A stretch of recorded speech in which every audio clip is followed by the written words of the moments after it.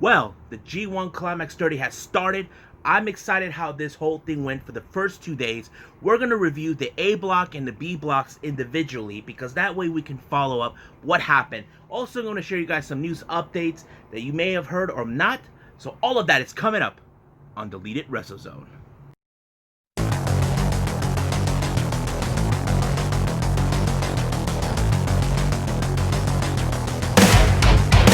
Are you ready? Get up, get up! Get up, get up! Get up, get up! Get up, get up! Get up, get up! Get up, get up! Welcome to Deleted WrestleZone, all things pro wrestling from AEW, NXT, New Japan Pro Wrestling, Impact Wrestling, the National Wrestling Alliance, many promotions, wrestlers, matches, and championships. I'm your host, J-Rod here.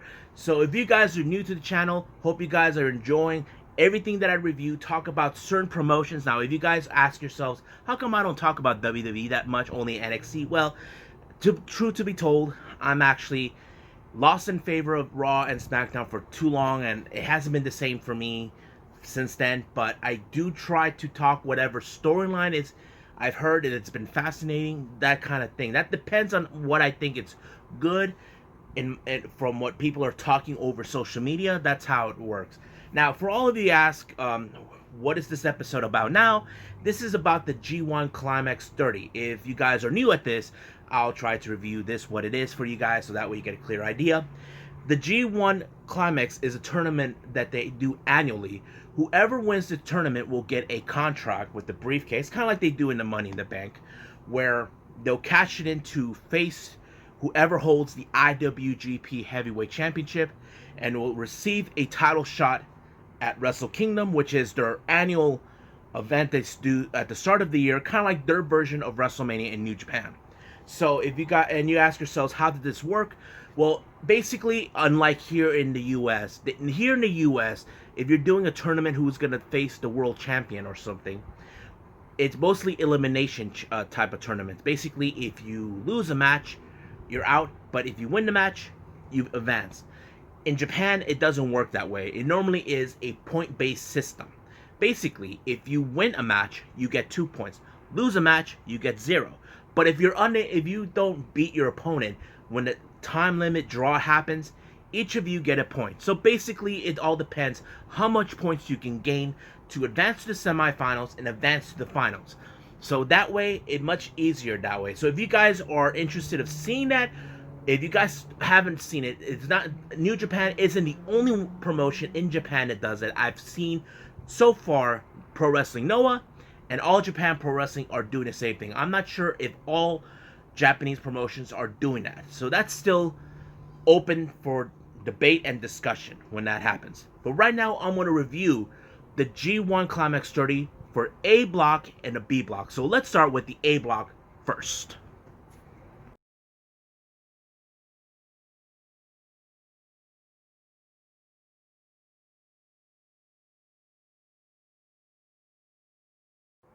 Alright, so the A block began this past Saturday on September 19th. So what they do is they have 10 competitors. So basically each competitor are each in the block. So we have 5 matches to each block. But they open up with the show with a Young Lions match. Now, for all of you guys who are new at this, you ask yourself, who are the Young Lions? That's their technical term when they call Young Boys. Think of them as their version of wrestlers who are in development, like NXT or so. They have this thing called the Lions Break, where they use the Young Lions to break out. So the first match for that is just a Young Lions match. The wrestlers were Yuya Emura and Yota Tsuji. Now, these guys have appeared many times over during matches. They're always using these guys as the openers. So there's nothing shame of that if you guys haven't seen it yet. But the match was kind of interesting. I know that Yuya Emura and Yota Tsuji had faced off on many occasions on different events, but this one proved how much they have developed. Now, if you guys are young, don't know something about the Young Lions, if you're a Young Lion down in New Japan, you are forbidden to use certain moves that you already know. you're only limited to certain moves. Like a submission move, they're only allowed to use the Boston Crab. So basically, it's the way they show you. You have to master it perfectly. So Yuya Uemura actually used the Boston Crab on Yota Tsuji in two different ways. He used the Boston Crab if you have them on the legs, but later he realized that Yota Tsuji was almost trying to get out, so he modified it to the other second way to use the Boston Crab by putting his knee on his back, which is perfectly legal if you're a young lion. If you were instructed, this is okay. So that's how it works. So Yuya Uemura won this match, so that's how it goes.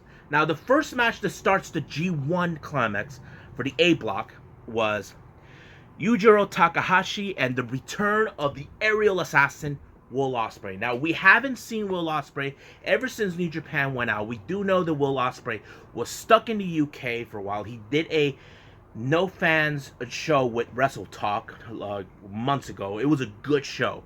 And of course, Will Ospreay was accused for something that took place at the Speaking Out movement, but seems that it didn't hurt his reputation that much. But it's great to see Will Ospreay. Now, some of you who are fans of Will Ospreay, you'll be saying, wait a minute, isn't he a junior heavyweight contender? Yes, he is a junior heavyweight contender, but he's currently making the transition to heavyweight. Now, it's not uncommon or unheard of for wrestlers in the junior heavyweight division to transition to heavyweight. We've seen that with Kenny Omega. Even Prince Devitt, as you all know him or don't know him as Finn Balor, tried to do the same thing. We have seen wrestlers that try to transition. Even another wrestler who I will mention, he made his debut on the G1 last year, and he's in this one this year. So, now if you guys don't know what the G1 stands for, it means grade 1. So that's how it works. The grade 1 means heavyweight. So this match was great to see Will Ospreay finally stepping into a G1 Climax, tournament, because we do know he was considered the best junior heavyweight in that division. Now we're get to see how far he can go with in the G1, because it's kind of interesting. But he's an excellent high flyer. Many times over, he tried to maneuver Yujiro Takahashi, but Yujiro tried to play some tricks on him, tried to play dirty, but so far it did not work. So, as always, Will Ospreay picked up the victory, so he gains 2 points in this particular tournament. And as for Yujiro Takahashi, 0! So, that's how it starts. Now, next match, we have Jeff Cobb versus Taichi. Now, if you guys want to know a recap from Taichi, I'll give it to you guys.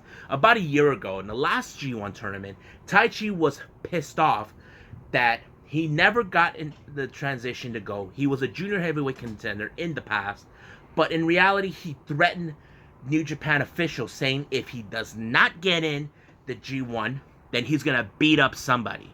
And his target was Milano Connection. But so far, he did got on, but it didn't end that way. Apparently, his boss from Suzuki-gun got mad, so Minoru Suzuki was pissed that he didn't got in. But this time, they're both in. But Minoru Suzuki hasn't forgotten what happened last year. He got in because he threatened the New Japan officials. And he didn't, so he was pissed. So I think he wants it to happen. But let's just move on to this match. Now, this is Taichi's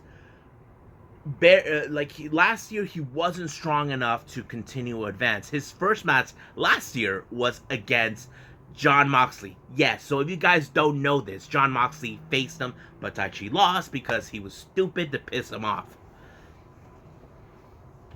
So, this match showed a lot of character. Now, Jeff Cobb, he's been in the G1 before, but he's been successful, unsuccessful with certain wrestlers. But Taichi had to put his game face on. Now, I had my former co-host in this channel, Nico, he's a fan of Taichi because we can see what Taichi can do. But it looks like Taichi is now getting pushed. If you guys don't know this, if you guys are new to the channel, or those who already know, Taichi is the current IWGP Heavyweight Tag Team Champion alongside Zack Sabre Jr. So they're giving him the push that he needs. But man, he put on a hell of a fight against a big guy like Jeff Cobb, a big Samoan guy. But I did not expect this to happen how it ended. So Taichi picked up his first victory on the G1. So that means he gets 2, Jeff Cobbs gets 0. So we'll see how that goes. But remember, this is not elimination for Jeff Cobb or Yujiro. They still get chances, but that depends how much points they need to gain. Next match, we had Tomohiro Ishii and Minoru Suzuki. Now, if you guys who have all been aware of these two, they have faced. If you guys haven't, this is the story. Both Minoru Suzuki and Tomohiro Ishii has been back and forth, facing off each other on various occasions. Some occasions, Tomohiro Ishii won or Minoru Suzuki won. They've always hated each other. They always fight. But this is the first time in 1 year Minoru Suzuki's back, but he's back with a vengeance. But this time, he wants New Japan to hear him loud and clear. But I'll get to this at the end of the episode, so you guys get to hear what I'm going to tell you about Minoru Suzuki. So this match was so brutal. Every time, I love seeing what Minoru Suzuki's done. He's the kind of guy who tells his opponent to punch him harder. But if they're unable to punch him harder, then sorry, your head spin by one of his punches. But it's so amazing to see these two fight. I just enjoy. So basically, I'm going to skip to the end. Minoru Suzuki won this one, as always, when he put the Gotch pile driver on him. So I'm like, okay, so this is going to be interesting. So the next match we have is the return of the Switchblade, the leader of the Bullet Club, Jay White, facing off against, who was it? Shingo Takagi. Now, Shingo is amongst those junior heavyweight contenders last year that made the transition to heavyweight division for the G1. Because last year he actually was close of winning the best of the Super Juniors, but this time. But Jay White has been, maybe this is his second or third. I think third. I gotta talk to Nico to look it up. But anyway, this is his return back to New Japan Pro Wrestling. He made a brief appearance with New Japan Strong in the U.S. because of the restrictions that took place since the pandemic happened. But man, it's great to see the Switchblade back on New Japan in Japan. Doing his first match since his return. So basically, this is one of those matches where you get to see Jay White. He hasn't looked like he missed a beat, but man, Shingo throwing a hell of a punch on him as always. But as always, Jay White has always that one person watching his back, and we're talking about Fredo himself, Geto.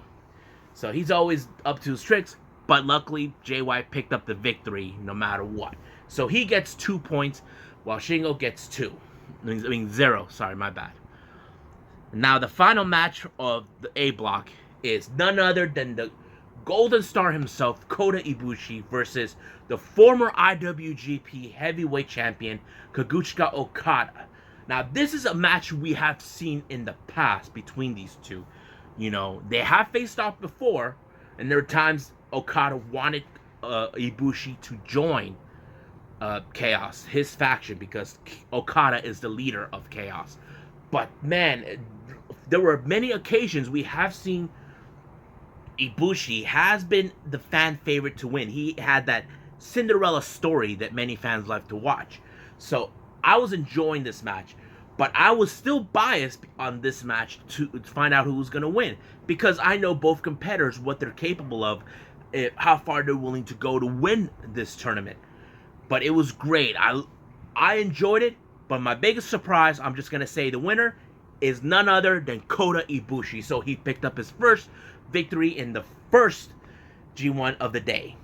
And as soon as during the post-match, he tells his audience, his fans, that he will become a god, which is something that his mentor and friend and his hero, Hiroshi Tanahashi, wanted him to be. Because he grew up watching guys like Tanahashi, and Tanahashi feels like he could pass the torch to him. But we will get to him in the B block. So I hope you guys enjoy. Now, before I end it here, before I jump into the B block, I want to give you guys a reminder. I did mention about Taichi and Minoru Suzuki. It's been confirmed today, or whoever win. It turns out this coming Wednesday, or what's today? I forgot.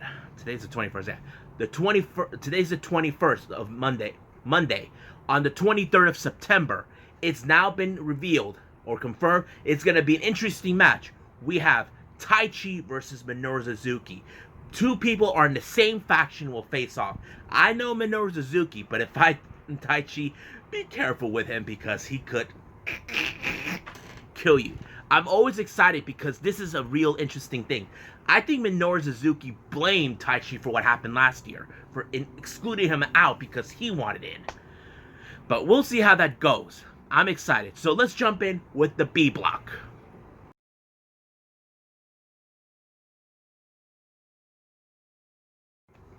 Alright, the B block took place on the 20th of January, which was a Sunday in Japan.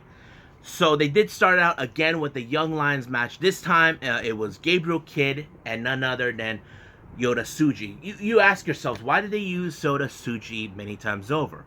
Well, there are other wrestlers they have, but some of them fled on excursions or they moved to another training camp. I do know that one went to the LA dojo training under Shibata. But yeah, I do know there is another. Try to figure out who else could be in the Young Lions, but we'll see when we go there. So this one was a very hard hitting. I do know that Gabriel Kidd and Yota Tsuji have faced off and they have teamed together before. But it was a hard hitting match as always because I've always seen how tough these guys have put out. As like I said, many of the maneuvers for the Young Lions are limited. So basically, they only allowed for submission to use is the Boston Crab. So basically, you probably wondering who used the Boston Crab this time. This time, it was Yota Tsuji on Gabriel Kidd, and he actually won this match. Now, you can say it's not important, but sometimes you got to pay attention to the Young Lions. Like, you can see who could be prominent, who could be a good, some stars, because we've seen some that went on excursions and came back better. So we'll talk about that some other time.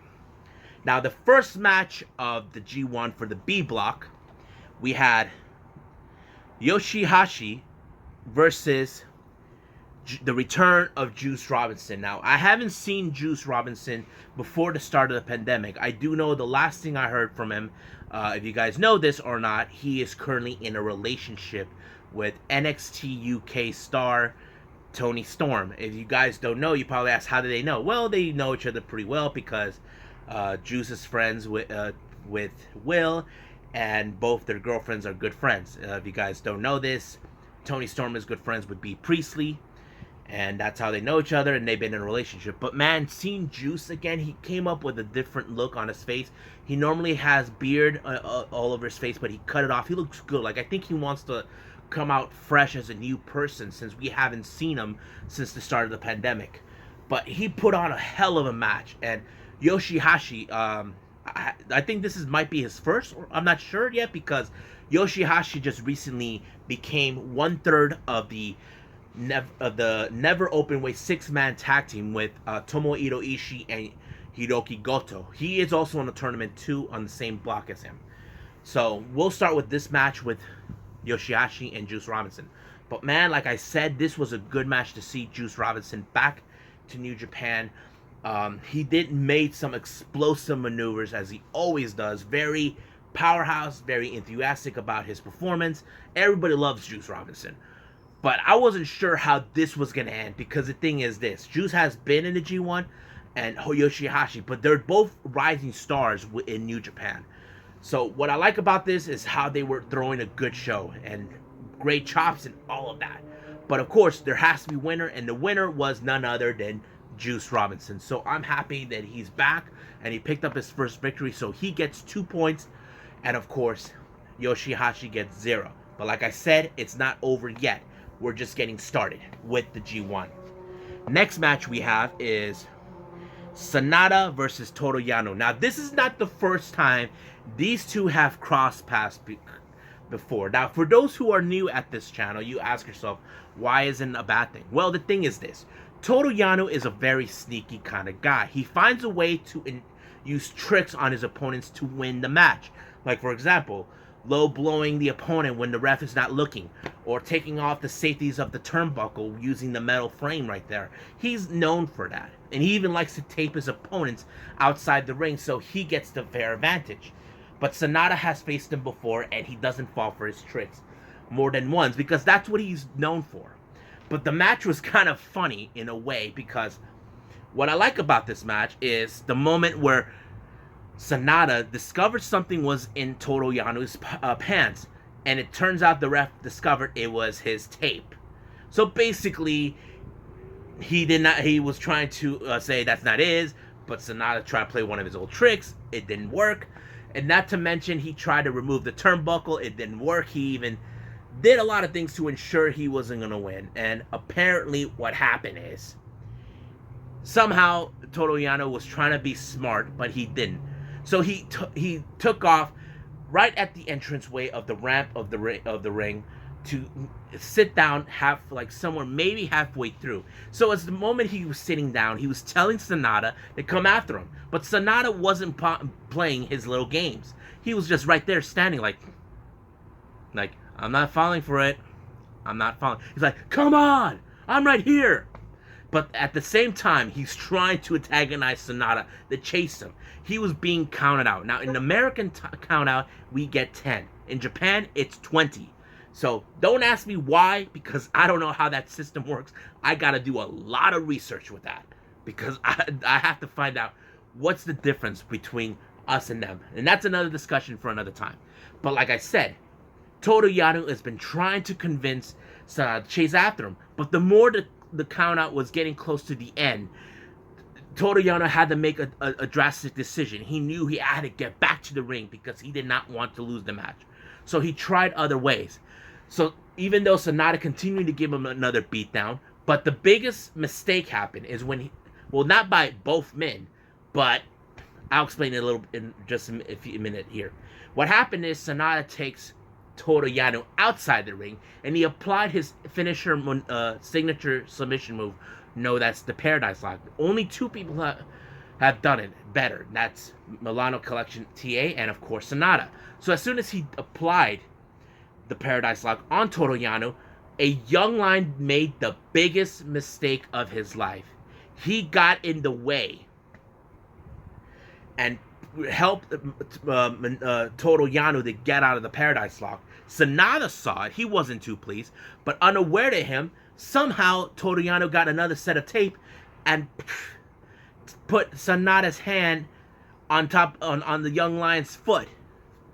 And because of that, he was counted out. So somehow, I don't know how Toru Yano was able to pick up the victory. I do know, if you guys don't know this, Toru Yano made his tricks known. He is currently the King of Pro Wrestling champion. Basically, it's a little cup that he won when he beat Okada, one of his teammates, and the leader of Chaos. So he's a member of Chaos. But it was so bizarre how that came out. I just cannot believe that Toru Yano picked up. So he gets 2 points. Sonata 2. I was like, I can't believe it. But yeah. So next match we had Hiroki Goto versus Kenta. Now, if you guys don't, those from who are WWE fans, if you guys don't know who Kenta is, he was known as Hideo Itami back in NXT, and he was, of course, partners with Tosawa Akira. But now he went back as Kenta. But this should be his second time he's in the G1 ever since he made his debut a year ago. But yeah. But if you guys don't know this, recently Kenta was in the US competing for the New Japan Cup USA, which is a tournament for whoever's gonna win a contract with a briefcase with a contract for the IWGP United States Championship against Jon Moxley. So he's the current holder of that briefcase, but now he's entering the G1. But this match between Goto and Kenta was another hard-hitting of strong style that you guys would not have imagined. Many kicks, punches, strikes, everything, the whole 9 yards. You'd be surprised how this one is. But I wasn't sure how this was going to end because I did have a clue that who was going to win. You probably asked, is going to be Goto. Nope. It was Kenta, because he is the strongest guy ever. He's been in the game for many times. If you guys don't know who he is, he was actually one of the few starters of the junior heavyweight division with Pro Wrestling Noah. If you guys should check that out.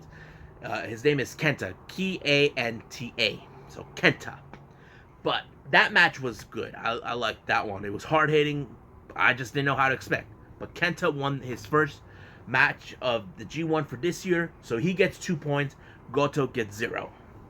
Next match, we have the Japanese leader of the Bullet Club, Evil, alongside with the Master Spoiler, Dick Togo, versus Suzuki-gun member and one half of the IWGP Heavyweight Tag Team champion, Zack Sabre Jr., who we all know him as a technical wizard.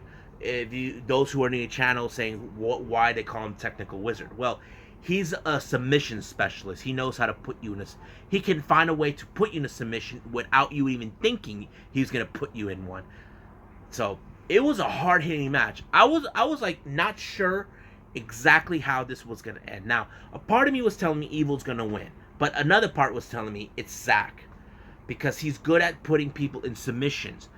But the one thing that was a factor in Evil's favor was his insurance policy, and I'm talking about Dick Togo. Now, there was a moment where Zack Sabre accidentally bumped into the ref, Red Shoes, into the exposed turnbuckle and knocking him out. While that was happening, Dick Togo showed up to help Evil to ensure he was going to win the match.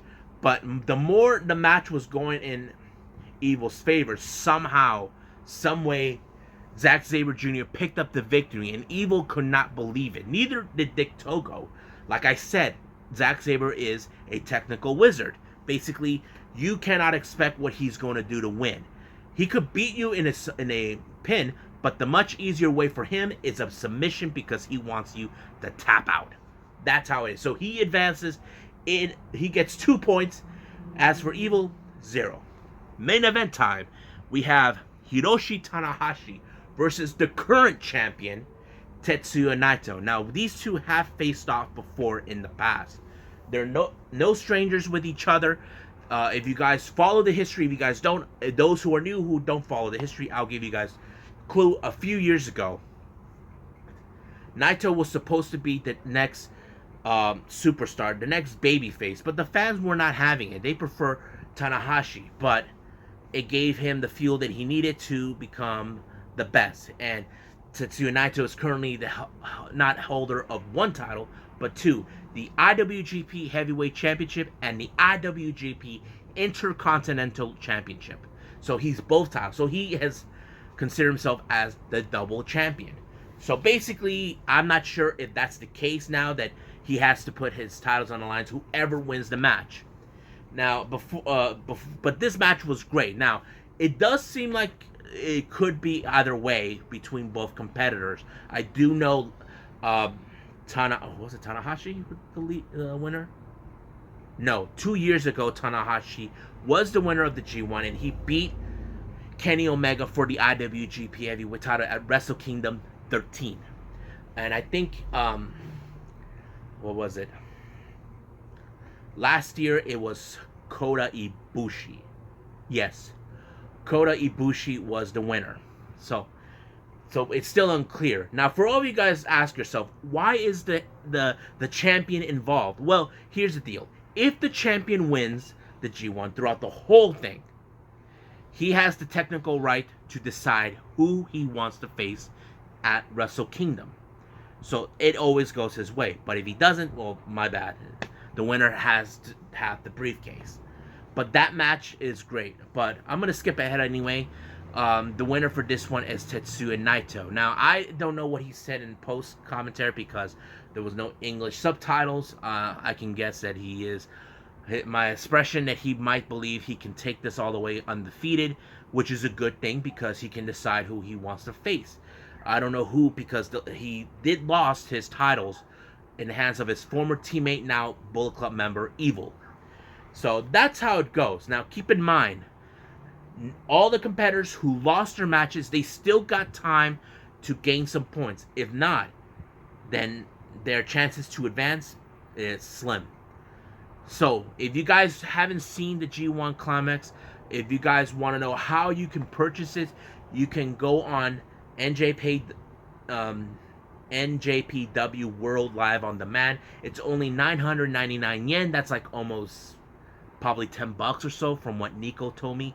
So basically, you pay that much every month. So that's how you can see it.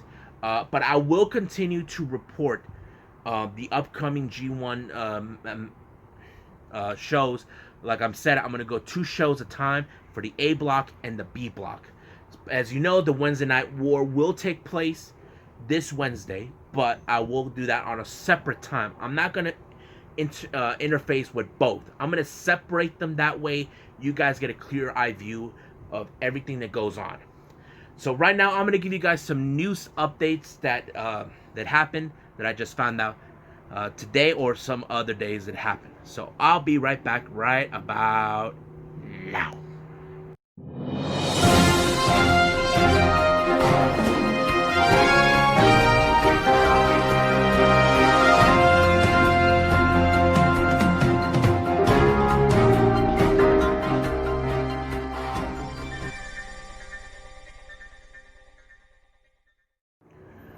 Alright guys, welcome to news updates. Now if you guys have heard now, Serena Deeb, who made her debut with AEW against Thunder Rosa on the eve before All Out, has officially signed with AEW. So she is the latest acquisition alongside with Miro, Tay Conti, and Will Hobbs. So you ask yourselves, those who don't know who Serena Deeb is, Serena Deeb was known as Serena as a member of the Straight Edge Society with CM Punk. If you guys recall, she's the woman that got her head shaved. And ever since she left WWE to compete in the independent scenes. But she did make appearances at the second Mae Young Classic. And of course, she served as a trainer at the Performance Center. But recently, before her debut with AEW, she was amongst the 40 plus people that were released by WWE back on April 15th, aka Black Wednesday. So it's great now that she is now the latest acquisition. I can't wait to see what she's going to do more. I'm excited. I hope you guys are excited. Now, the latest news we got right now comes from Dave Marquez. If you guys don't know this, he runs this company called the United Wrestling Network, where he runs 3 promotions from 3 different locations. There's Championship Wrestling from Hollywood, Memphis, and Arizona. Now, he did state it on his new show that he posted called Primetime, that you can see on Fight TV, that we're going to have a book match between AEW and versus NWA. So basically, the latest acquisition for AEW, Serena Deeb is going to face none other than the former NWA World Women's Champion Allison Kay. So you ask yourself, how can are they going to allow? As you know, on Wednesdays they're only supposed to work. The weekends they can work independents or any other show. But this is not a televised show on Fight TV. This is mostly like a streaming service that you get to see. So this is the first time we're gonna see a women's match between AEW and NWA. But someone did comment this to Square Circle Psychobabble. Is this the sign that there could be a partnership between both AEW or NWA? As you know, someone gave this thought to those guys from Square Circle Psychobabble, saying that imagine if Tony Khan bought a minority shareholder, meaning if he bought just a small portion of the shares of NWA, then does that mean they can work together? Well, that's a good thought. I mean, anything could happen. We just gotta wait and see. So how this gonna go. And finally, this latest update, it turns out that the USA Network, the same broadcast network that broadcasts WWE Raw and NXT, has clearly been unhappy with WWE. It has nothing to do with NXT. It's mostly had to do what's going on in Raw. Apparently, it's been foretold that their liaison, who also served as the president of the network, has left the company because of certain situations that took place with WWE. The guy's name is Chris McCumber.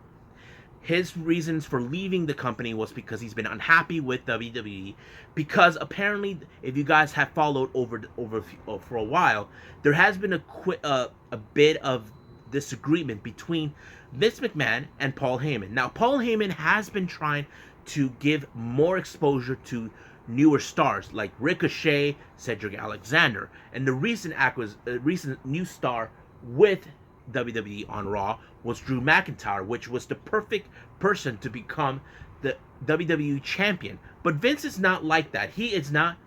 So he fired Paul Heyman, but Chris McCumber, he's always been a supporter of Paul Heyman. But with Paul Heyman gone, he's not been happy. As you all know, the ratings with WWE Raw has not been looking good for quite a while. We do know SmackDown has been doing some great up and down, ratings over time. But Raw is the one promotion that hasn't been, one brand that hasn't been forthcoming on their shows. So basically, Chris McCumber left. Now, according to Dave Meltzer, that he noted, it's still too soon to speculate what's going to happen between the relationship between the USA Network and WWE. Now, we do know there has been talk that the network really wants to put NXT on Tuesdays, but Vince does not want to, since he still wants them to compete against AEW, believing that they'll wipe them out from the face of the earth, however you want to see it, but it's not. So we still got to wait on what's going to happen. I will follow up more on what's going to happen between the USA Network and WWE. So I hope you guys enjoy this episode. Like I said, I will continue more with the G1 Climax, doing it separately away from other things. That way you can do a clear eye view. I will do review 2 of the days of the show. One for the A block, one for the B block. So I hope you guys are quick study of what's going on. But here's how it's go. If you guys see this, this is my chart who is currently in the lead. So I will hold this as possible so you guys get a clear view. But I will mention who gets the points, and I will do a final thought in the upcoming episode for the G1. So, I must bid all of you adieu. So, goodbye. Mwah. And have a nice day. Bang.